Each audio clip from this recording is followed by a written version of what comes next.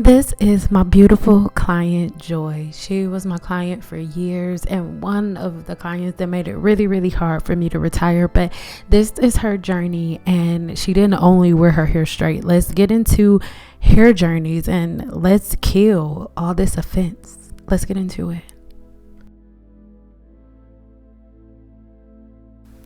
Now, before we get started, make sure you go ahead and subscribe here to my channel and turn on that bell notification so you're notified every single time I post another video, because if not, you may not know. Okay, so I have had so many new subscribers, and a lot of new people have came and are under the misconception that the only thing that I think goes good with naturally curly hair is to wear it straight. And my love, that is not it. I was in the hair industry for over a decade, and my clients came to me for their overall hair routine for maintenance. So Joy is from the South, but she moved to California with her mother and her two daughters. Now, I didn't do her two daughters' hair because I didn't do children's hair, but her mother and her were regular clients of mine. And what you're gonna see on the screen in a second is how her hair looked when we first started working together. Now, on her hair, all I am doing is spraying a leave-in conditioner. That is it, and that is all.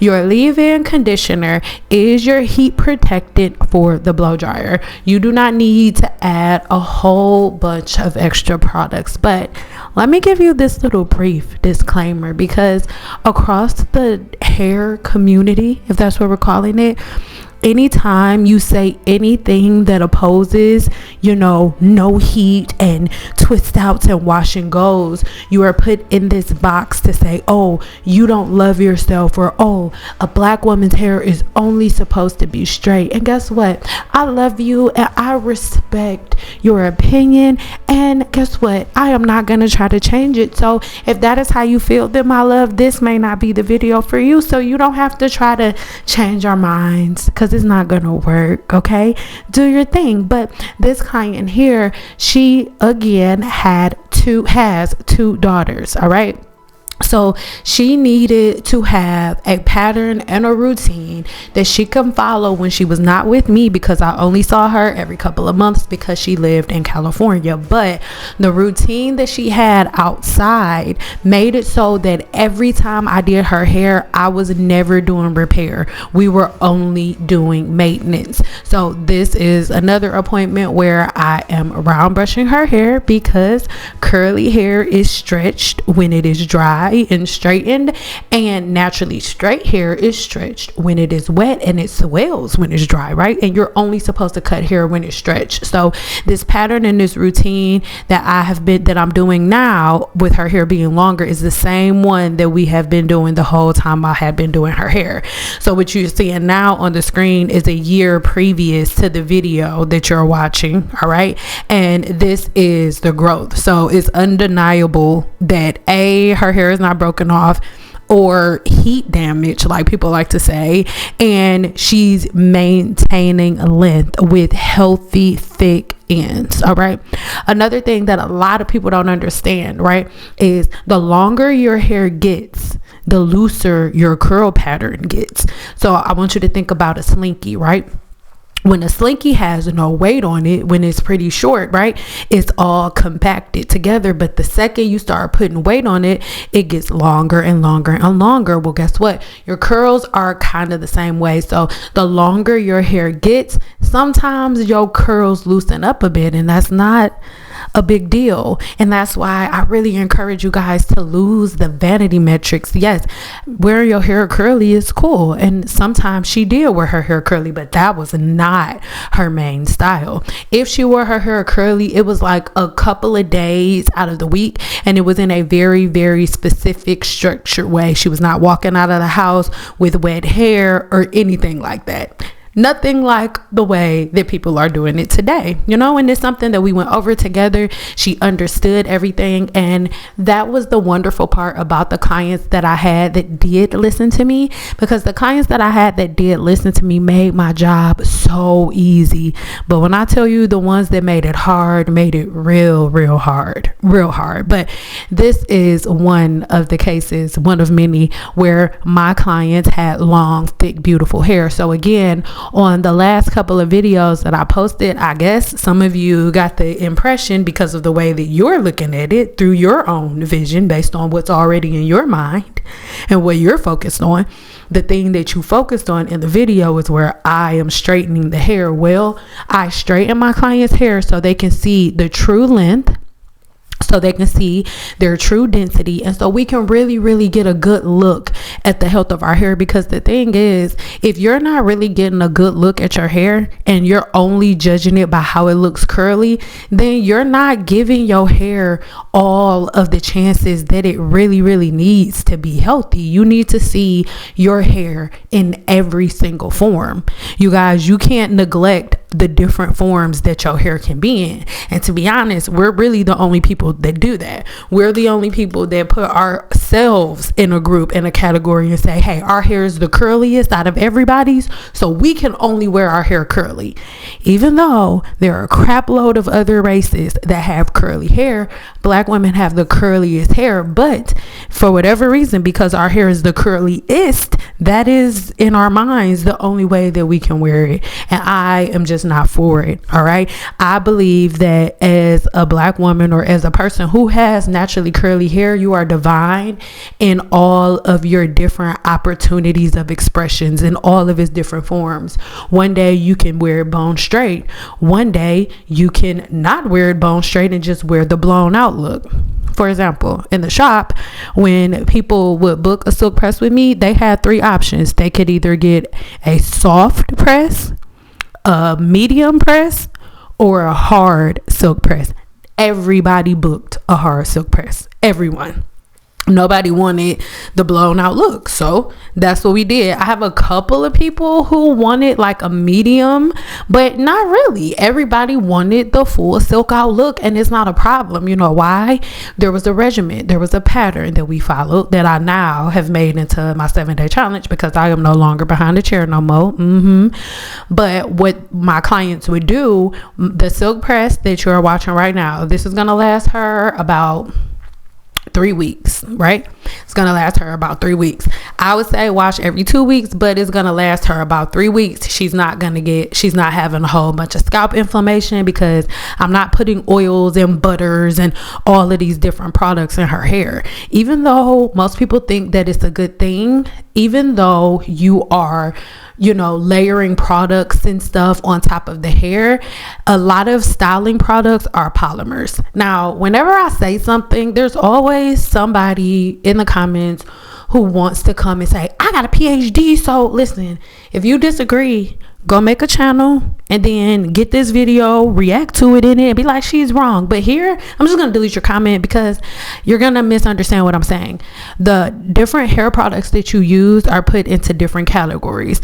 Some products are labeled as polymers and some are not. And polymers do not go on the scalp.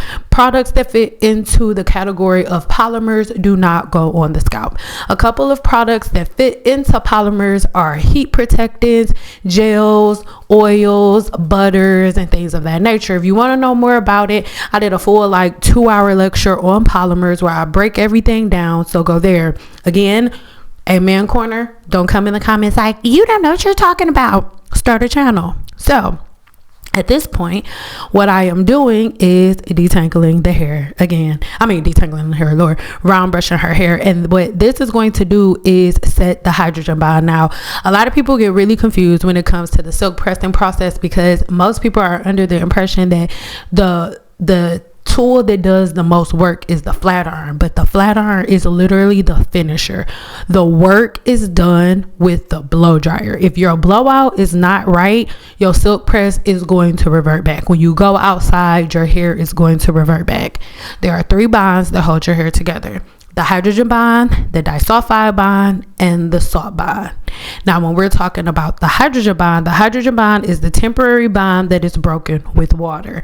And so whenever I wash my client's hair, I break the hydrogen bond. And so now I have to give my hair direction, right?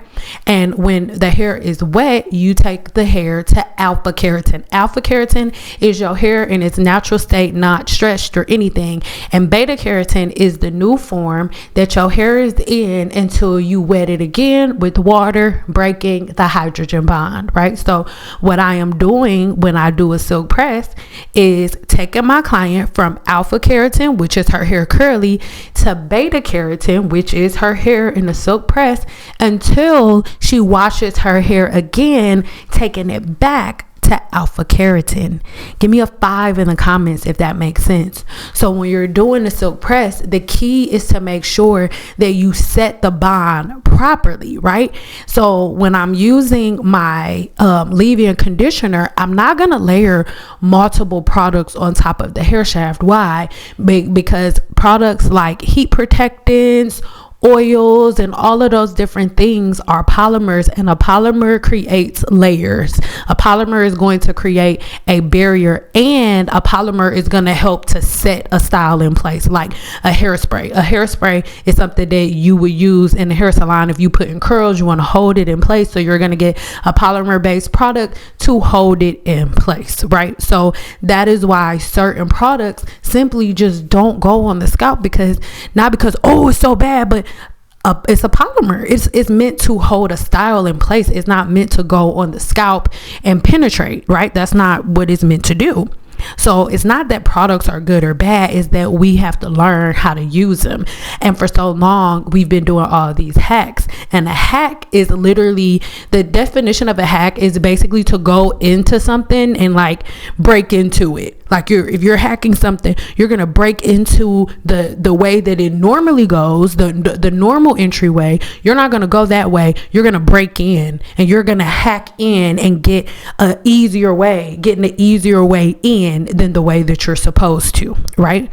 So a lot of times the hack will get you in, but it won't give you the longevity because you don't know what it took to get there to sustain it, right? So my client, this beauty here, Enjoy, I really hope that you're watching this video. Leave me some comments below if you are.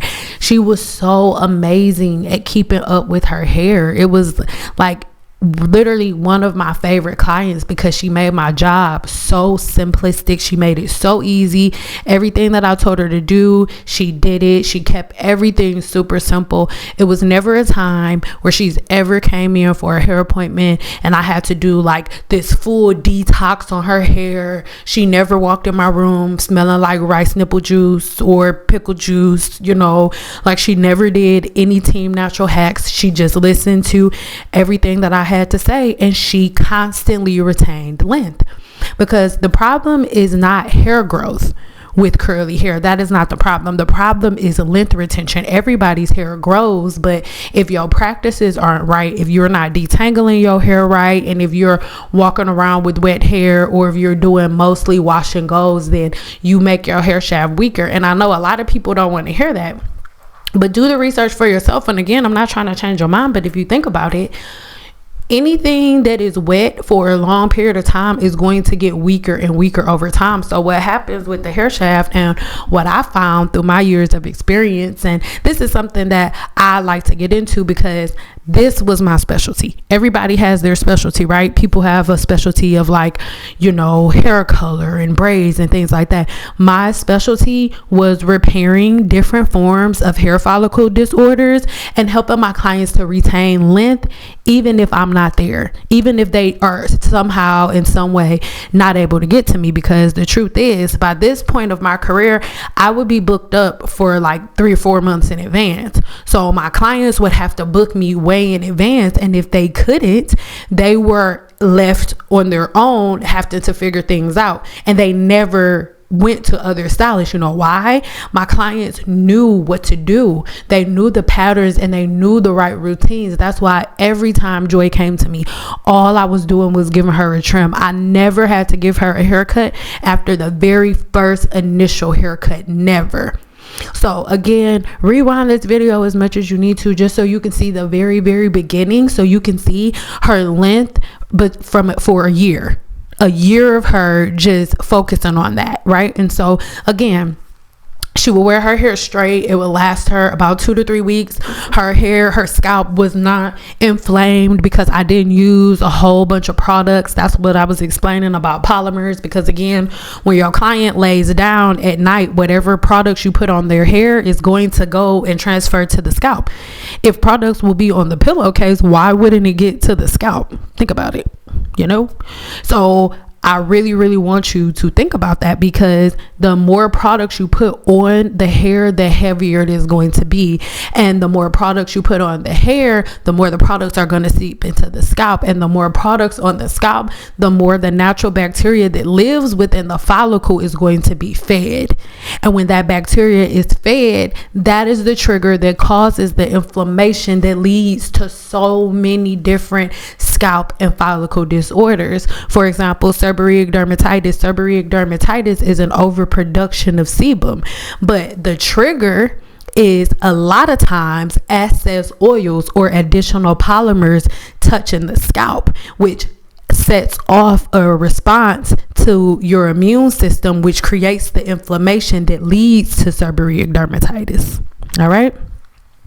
I have a video coming up on that really, really soon, and check the link in the description box below for the live broadcast, where I go just a tad bit deeper into some surface level information with what you can do instead of your wash and goes and your twist outs, because wash and goes and twist outs is why I made so much money through the end of my career. So even though I can't stand when people do twist outs and wash and goes, if I want to be real, I'm grateful for it, because I made a lot of money healing and repairing the long-term damage that twist and goes, wash and goes, and twist outs cause, right? I love y'all, and I know that you love those styles, but there are other proper ways to do it, because twist outs and the kind of effect that you guys are doing is something that is hacked from the hair salon.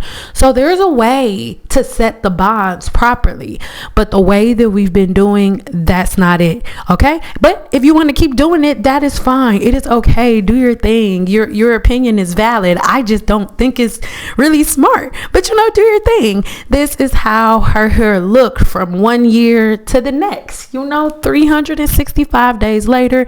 Here we go. Her hair is beautiful. This is one of my favorite clients. Joy, you made it so hard for me to quit doing hair. And anytime I look at like videos of you, or like Stacy or Jocelyn, and oh my God, so many of my other clients, and Tori, and it just makes me like, dang, should I go back? But then I think about the people who comment on my YouTube, and I'm like, no, I'm okay.